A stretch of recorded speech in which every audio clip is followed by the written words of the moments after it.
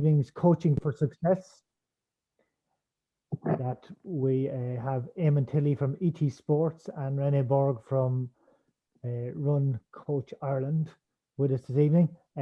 Not widely known in the adventure racing world, but I think they have had good experience with various athletes in other spheres and with some adventure race, mountain running, cycling athletes over the past number of years with a lot of success. So we're going to record this session this evening.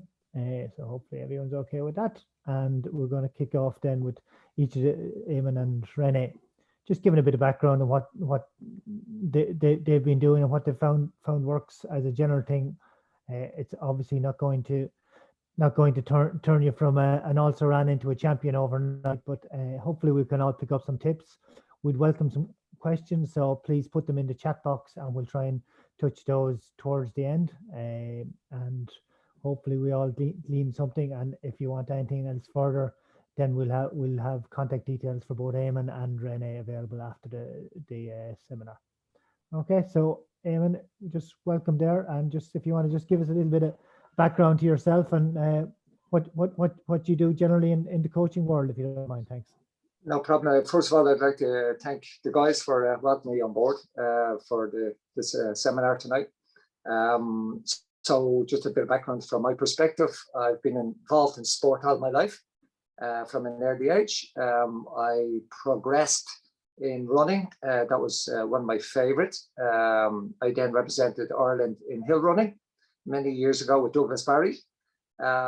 So ideally, I did get around most of the hill running races around Ireland, and we did compete in the multi-nations games when we brought them to Ireland. That side, coaching-wise, I've been coaching for the last 20 years plus, coach multiple of athletes in various different disciplines: swimming, cycling, running, adventure racing, canoeing, rowing, whatever the case may be. From my perspective, it's not just focusing on the individual, it's focusing on the team. Ideally, we're also involved in, I have another hat on with Triathlon Ireland. From a coaching perspective, I coach athletes with a disability, both visually impaired, wheelchair bound, amputee, CP.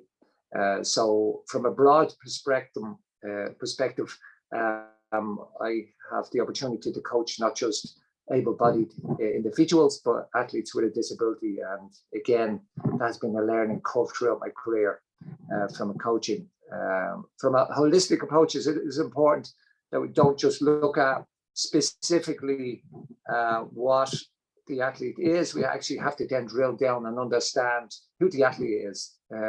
Some coaching perspective, when we look at the athlete as a coach, as I alluded to, it's important that you know that individual, not just for the sake of how they tick, but also with regards to the key pillars.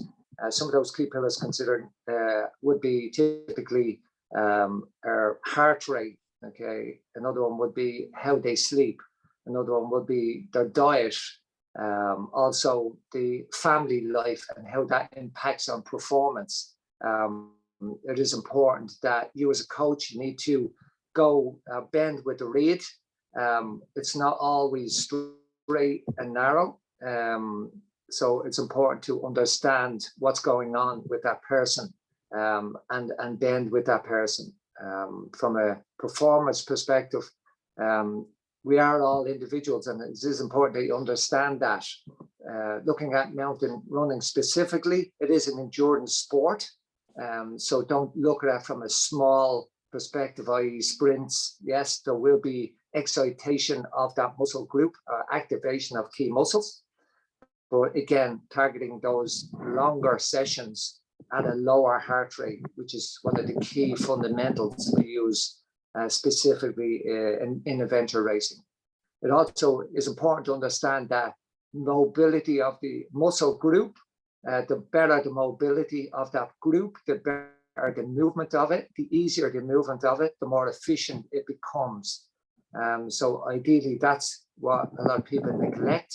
Typically, their mobility and then their strength, specifically targeting on key muscle groups. Your gluteus, your hamstrings, your soleus, and your core, and even your pectoralis, which can drive you up a hill. Also, what is important is the key points that you land on, which is your ankle, your knee, and your hip flexors, right? So as we are coming down that pace off the hill, if they aren't strong, sometimes what you could do is collapse, and then you're into trouble. I.e., that could lead you into having a specific injury specifically. So it is important when we look at a plan specific to the individual, we look at the holistic approach, and then we drill down. So we target the key muscle groups which I explained. We also look at a program which is relevant to their movement. Again, simple drills, using bands, again, another simple way of getting around it. And then once that mobility stuff is done, then we start loading with some strength work. Typical strength work would be using a bar, using bands, and then possibly using some weights. It is important that you understand that we don't apply weights, but as the athlete gets stronger, then we would look at specifics like that. I have learned only of recent that the secret sauce to performance is rowing. Okay, right? Paul is laughing because he understands completely what I'm talking about. Okay, so rowing is a great fundamental to drive your heart rate up. So also it works a lot of different muscle groups. And before you all jump off and buy an erg, make sure that you enjoy it first and foremost. Rowing, I have found over the last 6 months, has helped my fitness become very developed rapidly. So ideally, if you want to take away something for tonight, look at trying out a nice casual rowing or row or erg, as they're referred to in that rowing circle. That's ultimately the way forward. So on top of that, it is important to understand you as an individual. So you need to understand the simple, basic fundamentals of your body. What was my resting heart rate in the morning? What is my peak heart rate at threshold pace? There is a magic line that you need to find out, especially when running at pace. And if you don't find that line, okay, you do blow, okay, over and above 3 or 4 or even 5 beats, right? Especially when you're driving up a hill or running down a hill. We're looking for that plateau or line of contentment, which is allowing the body to work efficiently in that movement or activation, or even during that period of time. You go off too fast in your race, you're going to burn, okay? Especially when you're coming off in that horizontal position on the canoe. It is important that you are preparing that body, and if you haven't prepared it for that movement, you could seize up. And it is also important that in a horizontal position, or vertical position, the heart rate will change. There's usually a differential between 12 beats.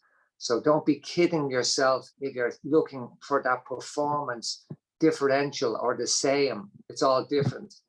In a horizontal to vertical position, the heart rate does change, and averaging, again, from what I've learned over the years, between 10 and 12 beats in the canoe or down on the bike or whatever multi-sport that you are looking to do.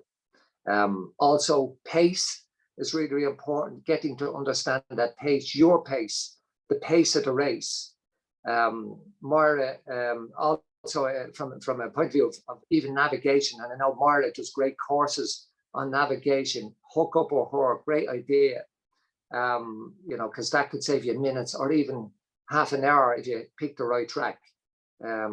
So look at from an adventure racing perspective, there are key fundamentals. You need to understand your own self. you need to understand the course that you're doing. You need to understand the specifics relevant to that adventure or discipline, whether it's canoeing, whether it's cycling, whether it's running or whatever. Okay. Also have the ability to bring one sport into another. So practice that transitional period. Know when the ideal time is to take on water. Okay. If you don't want to, again, it's all about carrying weight. Look at what you need to carry versus what you don't need to carry. So running up a hill, carrying another kg could have a long-term effect on your performance. I know in some races they do allow for support. Again, having that person on that support line when you're doing your, whether it is your trail run, trying to break a record time, or even during the event, making sure that you have your nutritional plan sorted and you know what works best for you. Because ultimately that's what a lot of athletes drop on, which is their nutrition or even their hydration. If the sun comes out, your temperature will rise. If you're not hydrating enough or you don't have enough salts in your system, then you're going to suffer. The first thing you'll start doing is cramping on the run. So ideally, that's something that you need to look at. So, in a nugget, I know Paul was giving me 15 minutes, which is very, very grateful. Ideally, what you're looking for, the specifics is understand yourself. Okay, understand yourself by taking your heart rate in the morning. Not a lot of, I would say if people come to me, the majority of people don't even know what the resting heart rate is. And that is a great indicator that if you are going to get sick, right? So if your heart rate jumps by 10 beats plus, okay, you will find that you have picked up something, whether it's a virus, whether you're under stress, okay, or even had a few drinks the night before, right? It's a great indicator. The body, listen to the body, because the body can tell you what's going on. And if you overload the body too much, what happens is it breaks under pressure. That's where the injuries come into play. So it is important that you listen to your body. So your resting heart rate, your maximum heart rate, what your cadence is when we look at bike specific. Am I able to generate watts at this cadence, right? Again, looking at that. What is my watts, my wattage output versus, for a short race, more so than a long race. So it is important that you understand that and make notes. This is a learning journey for those who are new. Okay, so don't just jump in gung ho. Take a step back, right? Look at what you need to do. Find your goals. Set your goals, whether it's long-term or short-term goals, right? That's really important. And set the realistic goals. There's no point in you going and running one of the hill races and hammering up the hill. By the time you get to the top of the hill, you're exhausted and you can't run down the hill, right? I'm sure we have all been down that road, right? I'm forced to the top, but you're not forced to the finish, right?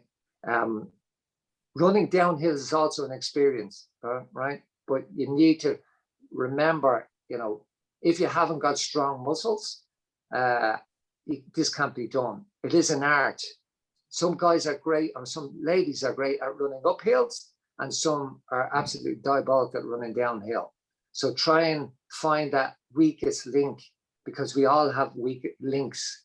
And then ultimately that will enable you to master that skill, whether it's running down or running up or even overtaking on a go path, right? That in itself sets the heart rate up another 6 or 7 beats, overtaking somebody, but then bringing it back down to your realistic heart rate zone, because we burn oxygen at a certain rate. If you lift the heart rate, you burn it at a higher rate. So we're all given so many matches in our box, right? And every time we lift our heart rate above that 5 or 6 or 7 beats, the match is gone. You can only sustain that for a short period of time. After that, you're back down again. If you burn the matches too quickly, then you're walking home, right? And ultimately, that's what you want to do. You want to control that pace, control that heart rate, whether it's a 2-hour race or it's a 24-hour race, or even it's a 40-hour race. Know your body, understand your limitations, right? And then also another great thing is to find a partner, right, that you can run with. It's great running with a partner, but on a clever note, run with somebody who's slightly quicker than you, right? Because you will latch onto their pace. It might be initially harder at the start, but it will over time, the body will readjust, right? And then you'll find that you're running at that individual's pace, and then go and search for somebody else who's slightly quicker, right? Sorry for all the friends or partners that are running together, right? But that's the logic in this. So move on, be selfish, but be nice, right? So you always have to find that person who's slightly quicker than you, and then move on to somebody who's quicker than you. And then you will see that gradual progression or development. When it comes to the sessions, typically there's a multitude of sessions, but while, ideally what I would suggest is build the base, build a foundation. All coaches talk about this, build that foundation. Without the proper foundation, you can't build the house. If the foundation is weak, the house will collapse. And that foundation typically is long, slow, easy stuff. Yes, long, slow, easy stuff. Some people don't know how to train slow. It drives them insane. If you can run slow, bike slow, row slow, whatever, they are the foundations of that development. Over time, the body gets used to it. What happens is your heart rate for that specific number of pace then drops. So the heart rate continues in a downward progression, and that tells you that you're getting fitter. Once you've done that, then you lift the pace and then bring the heart rate back up to that natural heart rate. Over time, you'll find that you're getting stronger, fitter, and faster by still maintaining those base development. Then if you want to look at, on top of that, you then look into the sneaky stuff, right? Which is the excitation, short bursts, 20 seconds, 10 seconds, 30 seconds, no more than that. Ideally, you're exciting the muscle prior to your run, right? With long recovery, then you diminish that recovery. If you're looking for adventure racing, you then try the course and hold the pace for that long duration. Most people, when they run, they look at long distance of running. I have to do a 3-hour run. I have to do a 4-hour run. I have to do a 5-hour run. That's miles that you don't need, because it puts pressure on your system. It puts pressure on your muscles. It puts pressure on your bones, right? For those newbies, right? And I've seen it on multiple occasions. Your partner, you go out with a team of guys or ladies and run out for 30 minutes or 2 hours or 6 hours, and then you race at 24 hours. Before you know it, you're burnt out by the time you even get halfway to your race. So it is a stepping stone, right? Progress, do 3 weeks and then do a week recovery, or do 10 days with 2 days recovery, or do 6 weeks. Within those 6 weeks, you have 2 weeks recovery.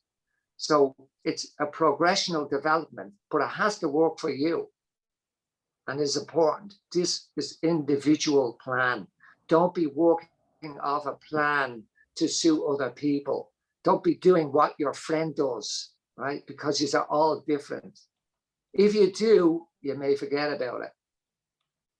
I think it's important. Great, starting off, newbies, go with your friends, that's great. But if you want to challenge yourself as an individual, not as a team, right?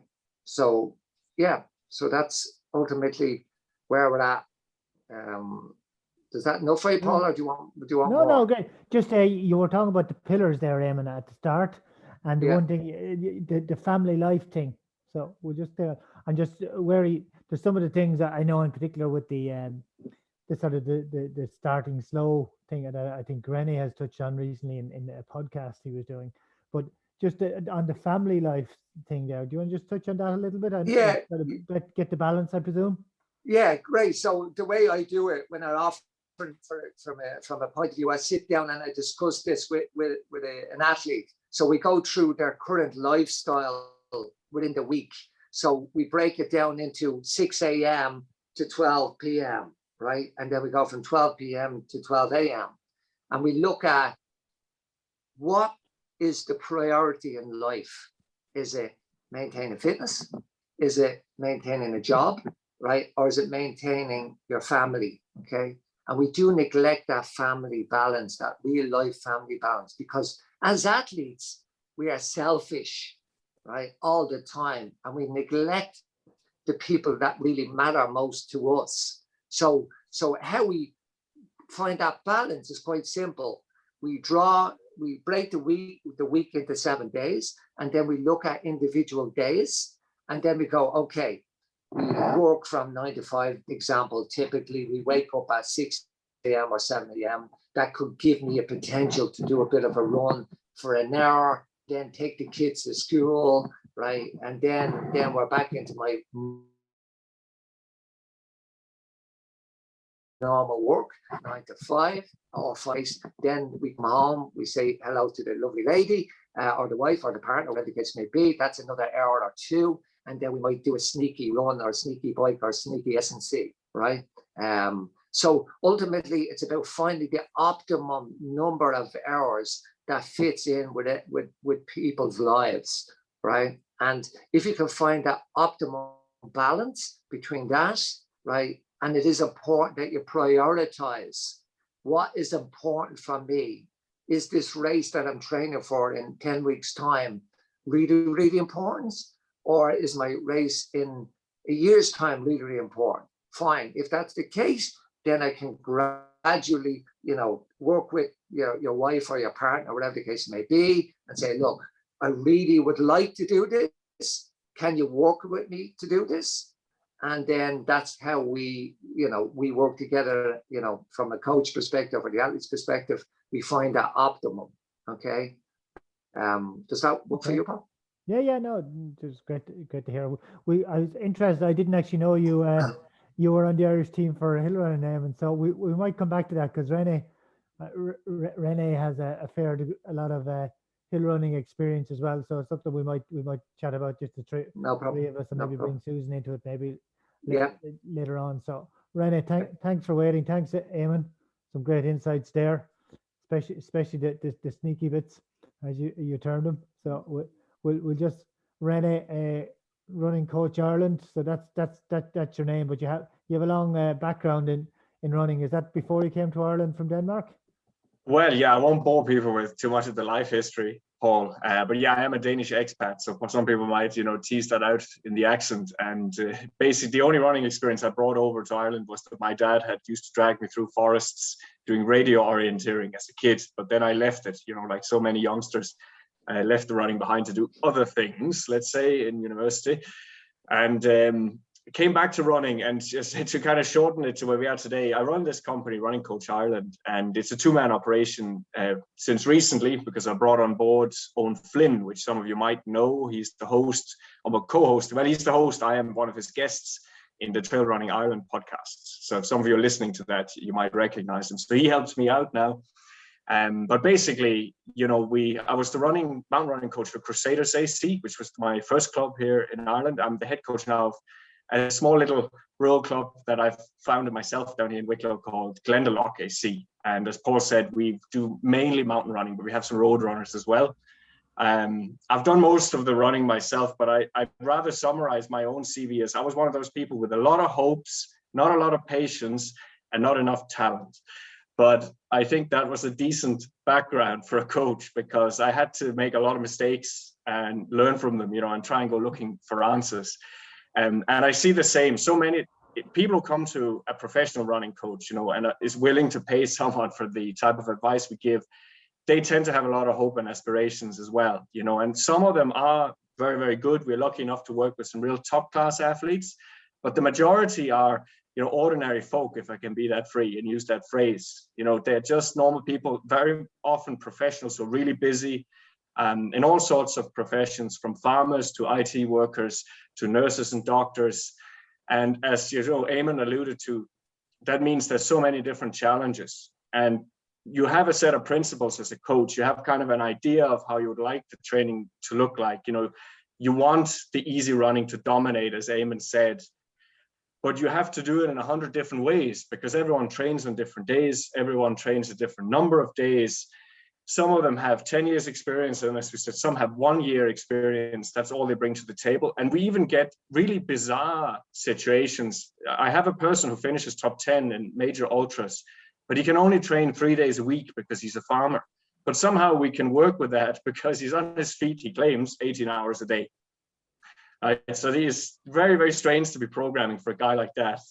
But you learn as you go.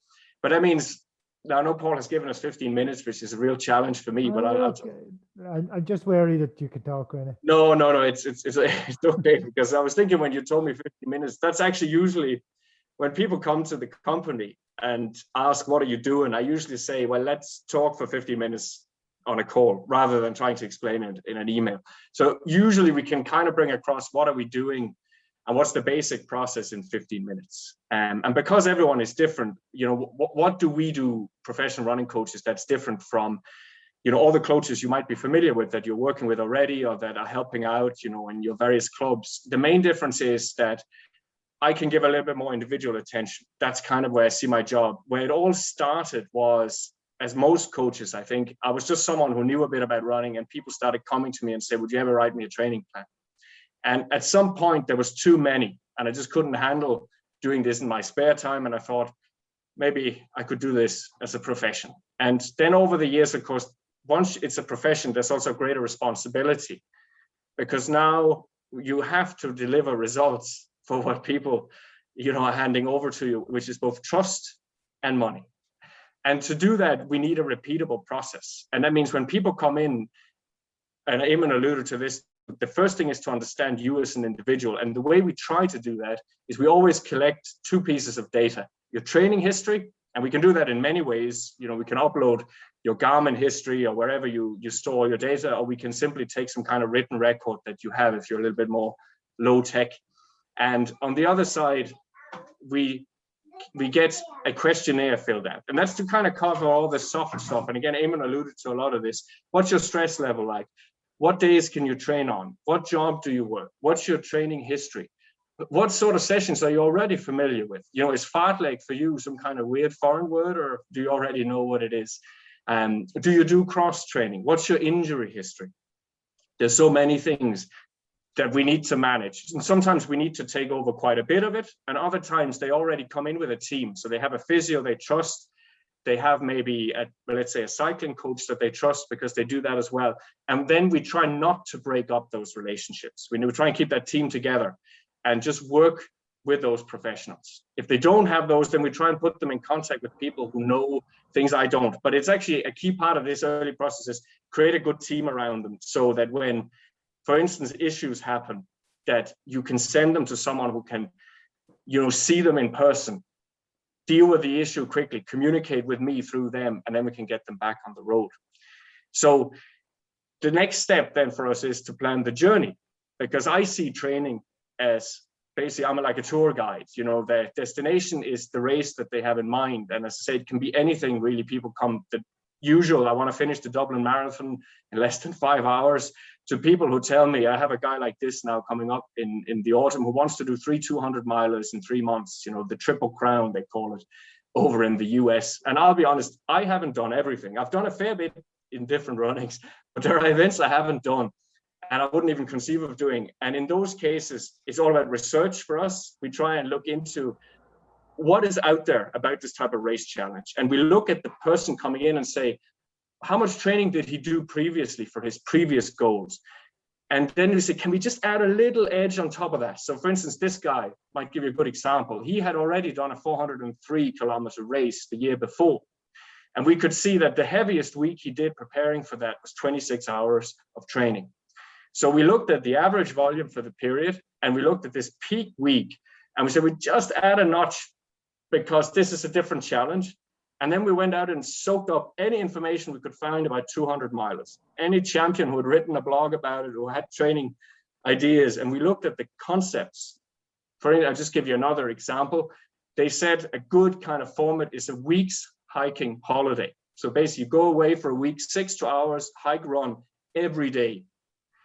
That sort of training is brilliant for 200 miles. You know, I obviously try and run it through my mind and say, does it make sense to me as well, based on what I know? In that case, I thought, yeah, it makes perfect sense. That'll be great. That's what you need. Lots and lots of slow time on your feet. So that's kind of once we have that constructed, we can then create the biggest weeks of the plan. And from there, we just work backwards, because we have the starting point, if you imagine that, and if you kind of see where the hands are moving. So we have the starting point. We know the training they have now. We know the destination, which is what they want to do. We have the heavy week as kind of, this is going to be the peak mountain of this training plan.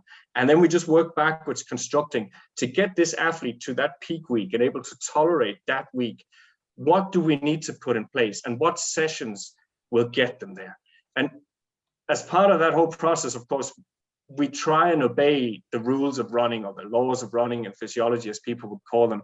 And that's stuff like what Eamon alluded to. About 80 to 90% of all your running should be zone 1 or zone 2, depending on what zone system you use. Zone 1 and zone 2 in a 5-zone system, or zone 1 in a 3-zone system.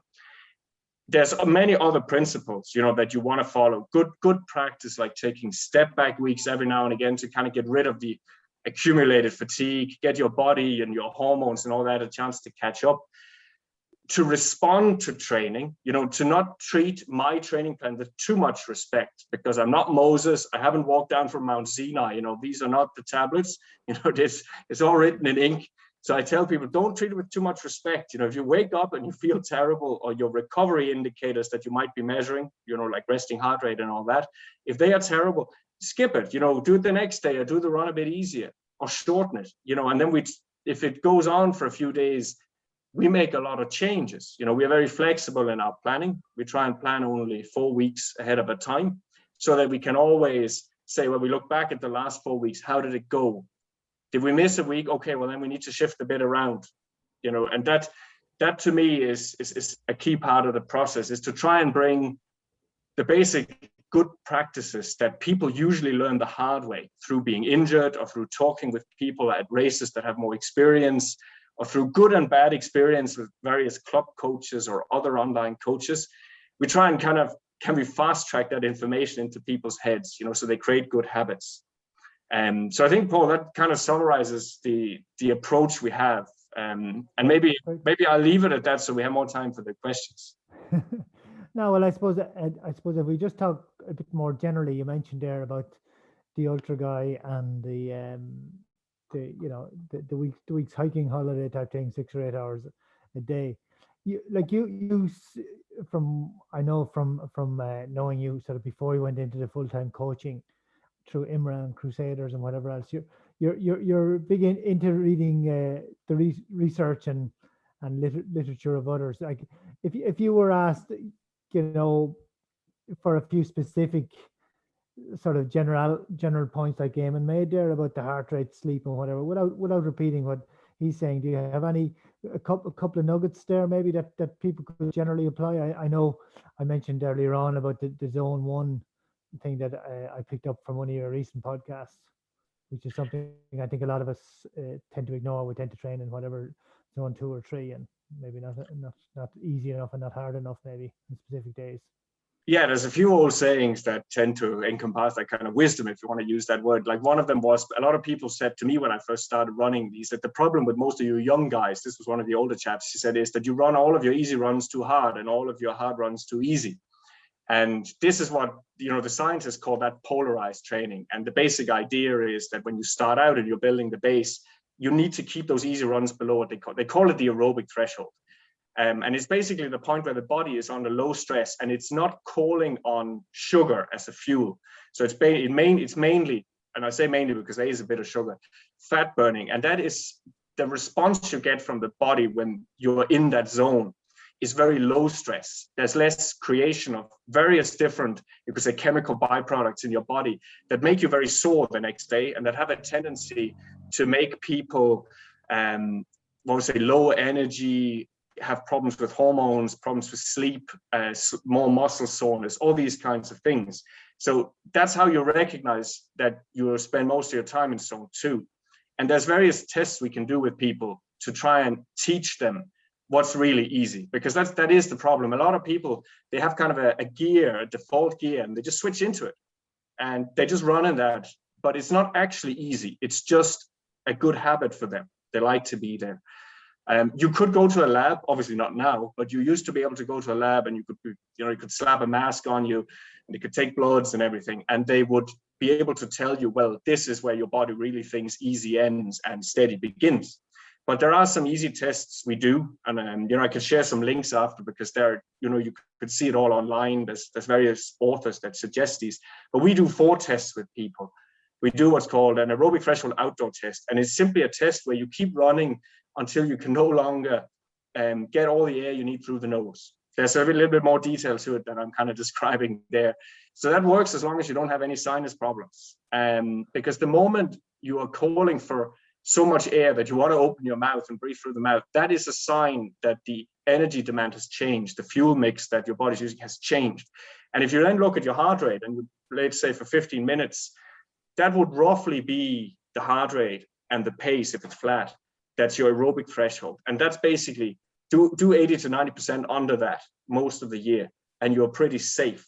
And you'll find if you build that volume consistently, your ability to soak up the hard training actually increases. And whenever I get carried away, I know someone who gets carried away with, let's say, club races or sexy interval sessions and all this good stuff, and they forget their easy volume. It doesn't take many weeks until they start to feel a little bit beat. The recovery slows down after the interval sessions, the paces start to drop, or they just generally feel more tired. So that's how you would, realize that this balance is starting to go wrong. We do a few other tests. That's just to find, the lactate threshold that Eamon alluded to, which is the difference between steady and hard.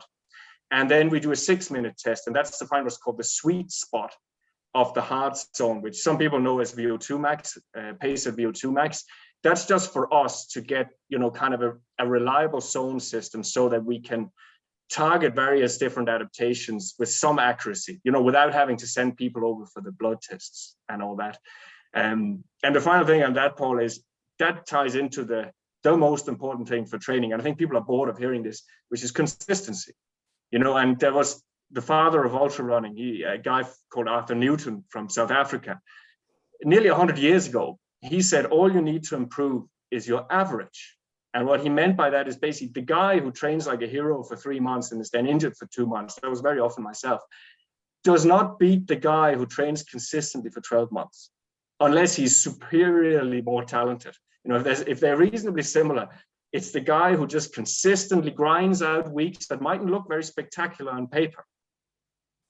That guy will beat the guy who can put out, oh, wow, I did this 120K week, massive sessions, and 3 weeks later, the body breaks, And so that means, how do you use that? We obviously can control, because we help people. We can control it in the systems we have by making sure that we never make any crazy increases in anything. So that helps people. They can just kind of park their brain a little bit and say, we outsource that to them, and they'll manage it. But if it was yourself and you're not working with someone, you need to always say to yourself, is it worth the risk pushing this far? Is it going to actually risk that I might have to take a few weeks off? And wouldn't it be better just to stay here a little bit closer to what I know and see, can I just get a really good, long, consistent break in? I'm not saying never take chances and never do big weeks and big sessions. There is a time and a place where you need to push boundaries, or otherwise you might never kind of break through certain plateaus, even in terms of belief, in what you can do. But zone 2 training is a great tool for that. If you always keep that reasonably high and you never allow it to kind of drop away, you will have a lot better chance of staying consistent. And those people who always drift into steady, moderate for the easy runs, they find that really hard, because they just accumulate, much more stress. Okay, great. Now, I just, anyone there that has any questions, just let us go. But we have a couple of other questions. I think we'll maybe go back to Eamon. Did you anything specific there about that René has brought up that you want to comment on, Eamon? Because I know you have a background there. You have a lot of running background there. I think are you still involved with Kilcool and what I think it was Ashford, is it, in coaching training, and I know you're well qualified with sports science degrees and masters and whatever else. So you're a bit of I would say a running nerd as well, are you? Yeah, well, look, that's where I've learned my trade in coaching. I learned from the best, Jim Davis and Mick Davis from Liffey Valley. They were superb coaches. They still are. They pushed me to the extremities. They're, and I'm sure we all know, years ago, we never had watches to look at. All there was a stopwatch. And also we didn't have zones to work off. There was two zones. That was easy and hard, right? And then who got to the end of the line first? And ultimately, that's what I think. And I know Rene, it talks about the zones, and that's fantastic. But ultimately, what I've learned over the years is understand your body. Your body will know when to back off, right? It will know when to push on, because I find again that we are at times focused too much on the watch. We watch the watch. We then allude to that. I'm going too hard. I better back off, right? That is good if you understand your body. But for those newbies, just enjoy it first. Go out and have fun. Go out and have the run and learn for that, and I think that's an important point that we forget sometimes. It's not about being the best. It's about understanding your body and enjoying it. And then you want more, you then go and search in order to help you to be better. So, all right. Cool. But with regards to running, look at running. I've coached, a multitude of clubs. I helped set up the one in Ashford. I helped run the one in Kilcool. I know Pat Diskin, which is Fanula Britain, or she. Yeah, thank you, Paul. She was coached by Pat, and wealth of sharing. But look, realistically, work as a team in running. Focus specifically on the specific distance or time that you need to run. Know your body, and also listen to your body, because again, we need to listen to our body. That nickel is coming around the corner. It's only nickel. I'll just push on, and then we're injured. And as Rene alluded to again, is that if you don't listen to your body and you keep pushing it and keep pushing it, it'll break down, and then the consistency is gone, right? So as they say, hare and turtle scenario, right? The turtle is steady. The hare is fast and slow. Which one gets to the end point? Again, that's ultimately up to you to decide. Okay. I think both you have emphasized the consistency, and I think as part of that is this, I know a lot of running plans, they might have the three hard weeks, the fourth week a bit easier. Is that a generally good rule of thumb, or is that more specifically to people that have come from a certain level, or would that be generally applicable? Sorry, René. Yeah, go ahead, Eamon. Yeah. Okay, so Eamon, I'll take the second. Okay, so ideally, it's that progressional development. Ideally, we can look at a multitude of ways that you can plan or develop, but ideally, we all are different, and it all works differently for other people. So that 3-week development in a slow percentile of up to 10%, possibly 15 again, depending on the individual. Training load, not intensity, because that phase of development would be the base development first, which is laying that foundation. So we would build on volume more so than intensity. And then as we progress into our different phase of competition phase, then the intensity would increase and the volume would decrease. When we're looking at specific 5K, 10K, 1 hour, 2 hour specific sets. If we're looking at endurance racing, typically we look at 24-hour racing. That would be more in the region of anything from 70 to 80%, not as a percentage of VO2, just as a percentage of how you train. Because if we look at VO2, as René alluded to, there is a maximum percentage that we can train to, which is over and above 100% or 110%, again, depending on the specifics that we're training towards. So in regards to that progressional development, you can use that 4-week cycle, 3 weeks on, 1 week off, or as I usually do myself, we do 2 weeks hard, 1 week working on that recovery with a little bit of technical, then we do another hard week, and then we do a recovery week, and then that leads us into our race within that 6th week. That's my what I would normally do. But everything has to work for the individual. Yeah. How about you, Rene? Have you? Yeah, well, it's very similar. We have a lot of masters athletes for some reason, and we tend to use that 2-1 that Eamon described, so 2 weeks up and then the step back in the 3rd week. And then for the slightly younger guys, generally they get away with 3-1, sometimes even 4-1. And then if you have people who come from like zero background, they sometimes don't need a step back for quite some time early on. And if you train for ultras, or really, I say 24-hour events, and that we often find once you get to the specific training, so after the general training is left behind, we often do 1-1 because we need to do these mega weeks, like I described with this 200-mile guy. But even most of it, we have a lot of people training, obviously, Carryway Ultra for Eco Trail, 80K, stuff like that. And we need to often to pack a week real heavy to get the sort of volume that is close to the race during the week, at least. And then we tend to take a rest week straight away, so they can shed all that fatigue from that week, and then we do another big week, and then we do another step back week. So that's a little bit unusual to ultra, but it might apply to some of the adventure races here as well, for some of the longer adventure races. I'm not an expert in that field, but I think some of them can take up to 24 hours as well, Paul. Is that right?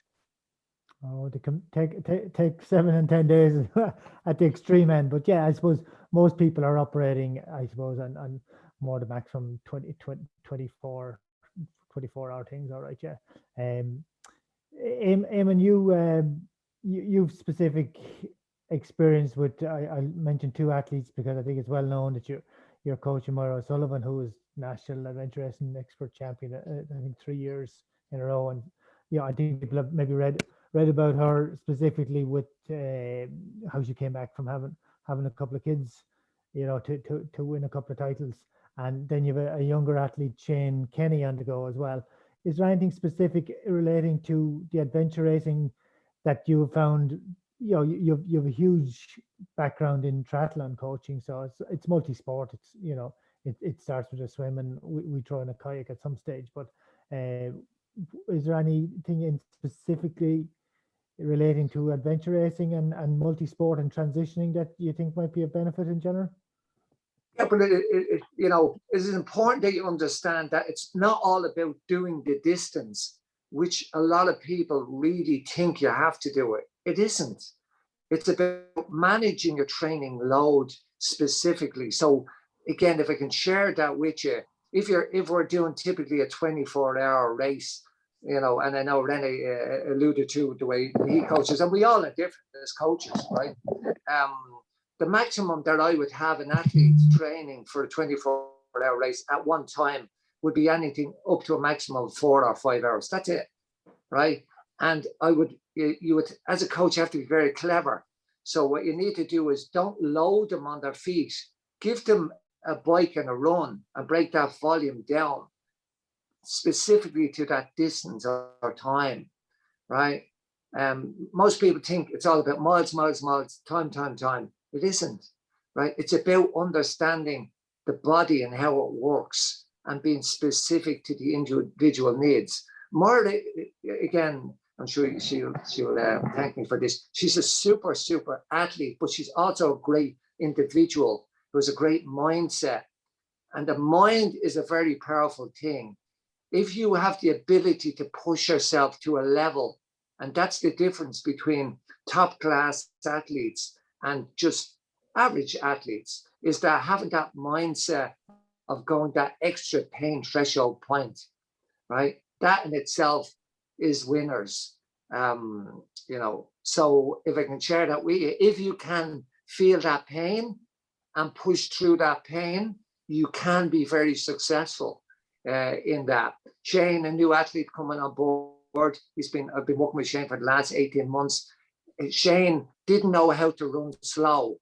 So I had to throw a lasso around him and pull him back right to the point of running 6-minute kilometers. Yes, 6-minute kilometers. He nearly killed him, right? But what we did was we pulled it right back. We got him nearly jogging for that distance, 90 minutes, building 60 minutes, 90 minutes, 2 hours. That's it. That's his maximum running time on his feet, 2 hours. His time, again, he's quite happy to share it. He started running at a typical mountain running pace. He has a lovely course that he runs. And his time in the mountains, from a pace perspective, would have been 5-6 minute pace. Now he's running at 3:30 pace, right? So Paul, you just need to watch out on that one, okay? So it's the nugget that I'm trying to share with you is it's important that don't concentrate on volume, concentrate on the specifics in the individual's requirements, right? That's really, really important that everybody. Now, other coaches might have different ideas, but for me, that has worked quite well. And be responsive to the needs of the individual.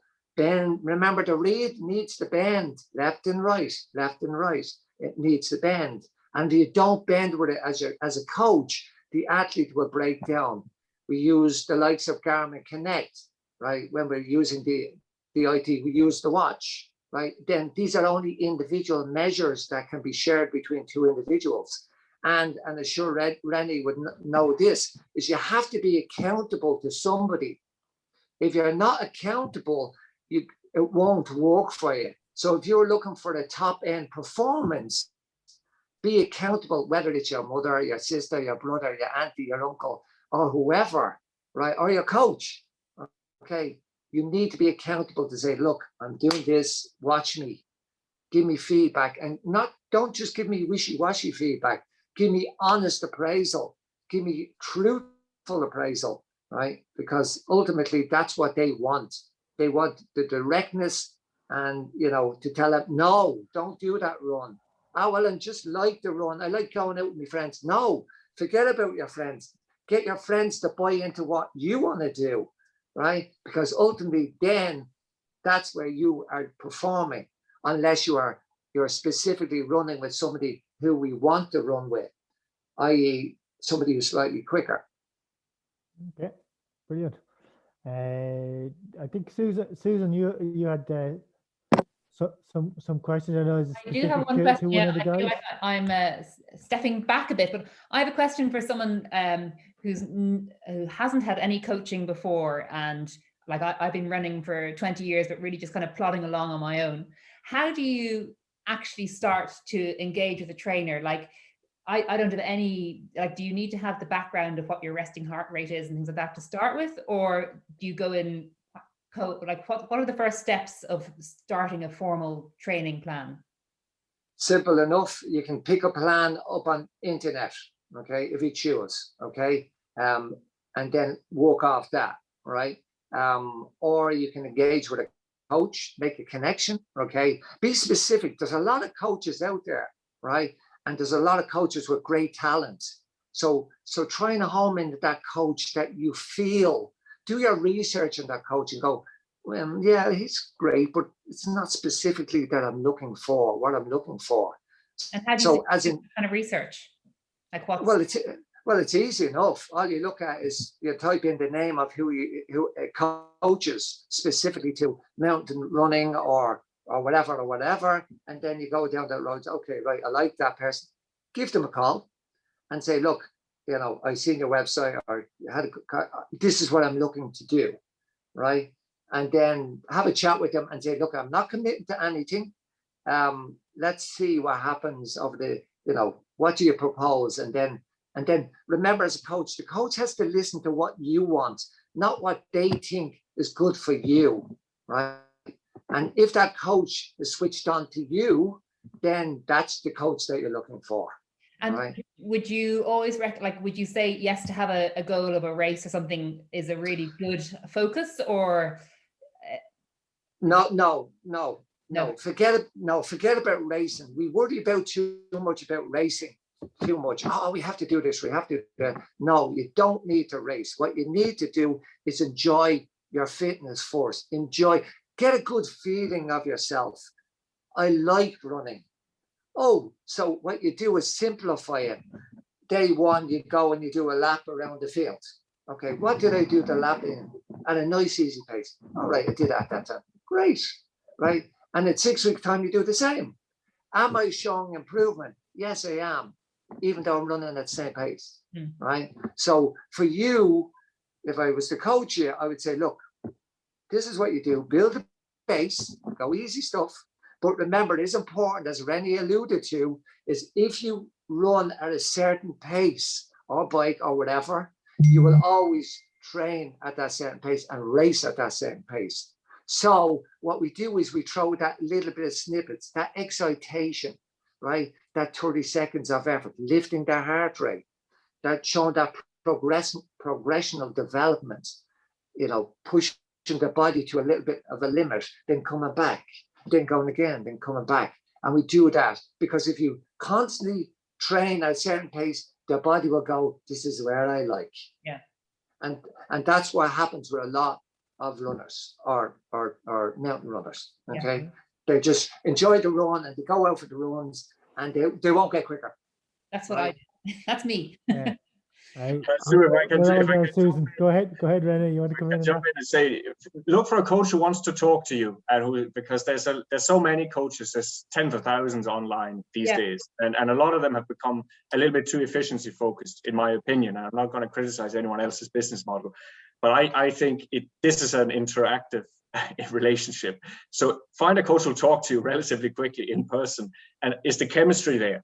Because it goes both ways. You can feel pretty quickly if we're probably not going to get along for whatever reason. But if we already get along as human beings on a human level, that's fundamental. Because if there was a nugget I kind of forgot, Paul, it's a pretty good finishing point for me, because this was something that puzzled me a lot in the early years, was why is it sometimes you give two people who are nearly the same in every respect, the same session, and they respond totally differently? It's kind of one of these mysteries. And this is one of the times where science actually has given us some answers where it's not just academic. We can actually say, oh, wow, this is why, and we can take it back. And they found basically is that how you feel and how connected you are to the activity you're doing, the purpose you connect with that, the better physiological response you get. And belief is, and that means, for instance, if you believe in your coach, if he fills you with confidence, if you believe and understand his program, if you take joy or some kind of, if you're motivated at least to do it, because you might feel joy in every session, especially the hard ones, but you might like doing it.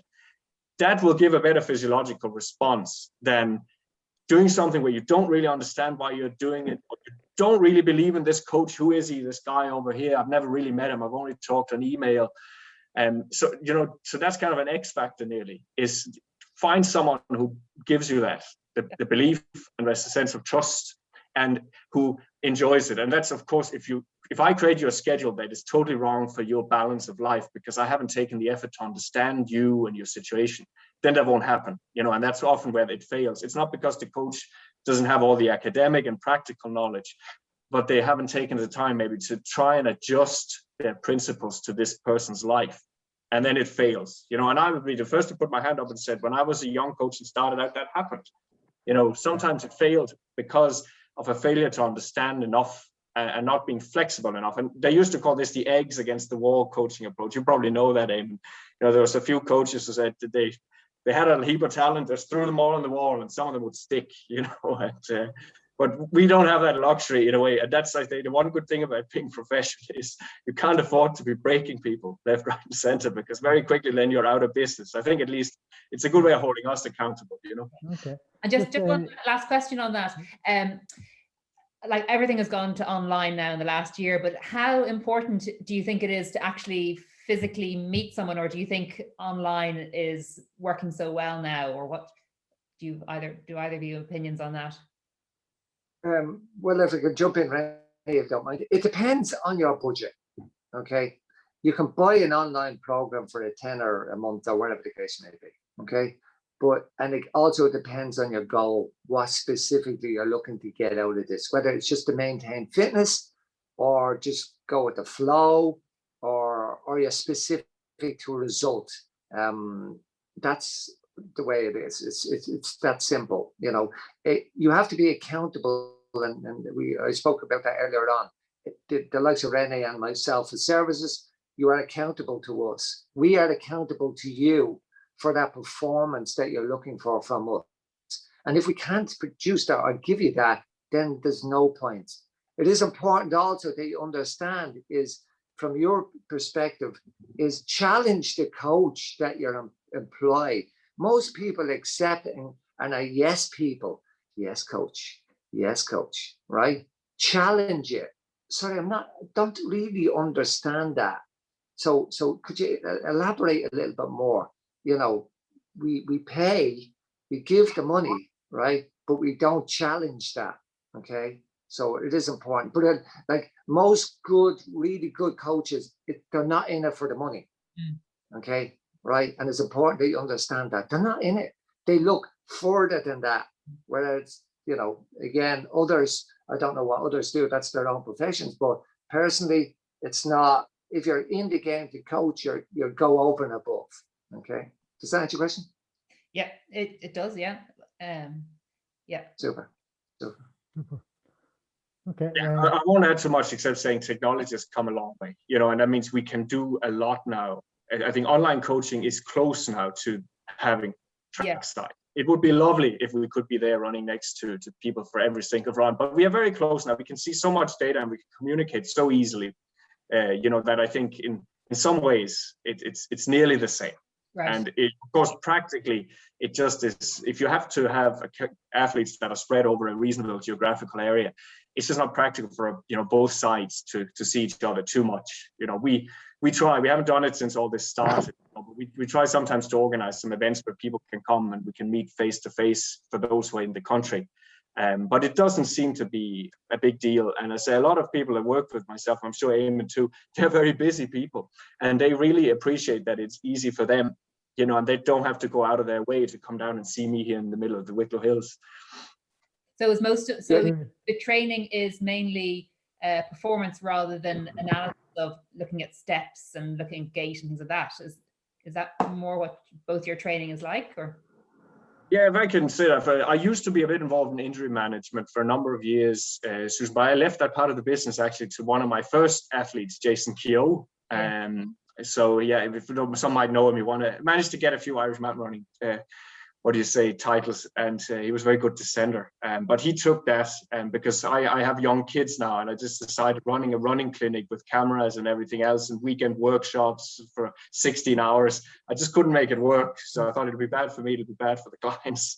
But Jason was happy to take it. So yeah, now it's what I do is all just looking at the training, and then we try and work with other experts and bring them in, you know, when we need to fill those gaps. Yeah. Thank you.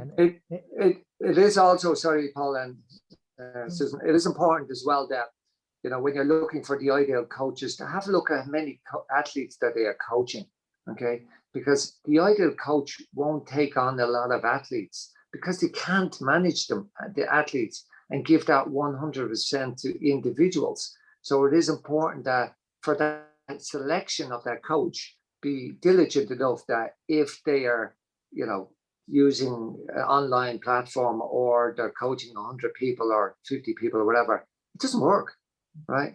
So look at that small number of that coach when you're making that selection, because you're going to get that, you know, get better your time.